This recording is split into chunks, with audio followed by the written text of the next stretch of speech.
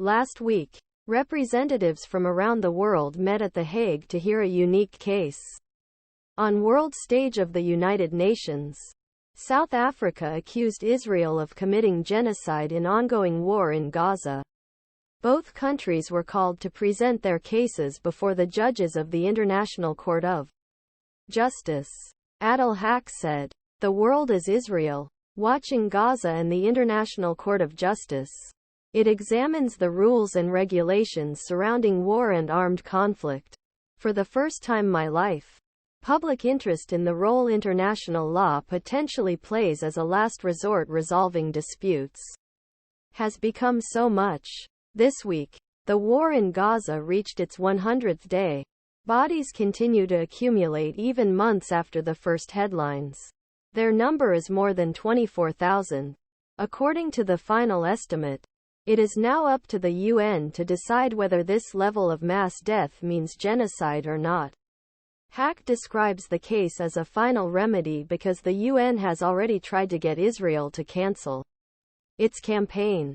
The Security Council voted twice to issue a humanitarian ceasefire order, but the United States vetoed the measure every time. The International Court of Justice is the last institution in the international legal system that can give Israel a legally binding order to suspend its military operations or to accept a ceasefire before it is too late, Haque said. Even if the ICJ finds that Israel is committing genocide in Gaza, this is no guarantee that the war will end. Such a decision means calling for intervention in the international community. This is the same as finding that every state in the world has a legal obligation to act to end this war. In What Next's episode Wednesday, we discussed the question, what makes a war a genocide? Mary C. Curtis. To some observers, it may seem interesting that there is South Africa among all the countries that filed the case against Israel. Can you give some context there?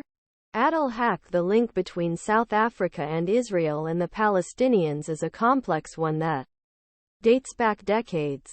As a result, Black South Africans and Palestinians have long felt that their struggles for self-determination, freedom and dignity are intertwined. Nelson Mandela also sought some solidarity with the late Palestinian leader Yasser Arafat, and these were seen by those seeking national liberation as different aspects of the same struggle against self-determination and the forced rejection of it.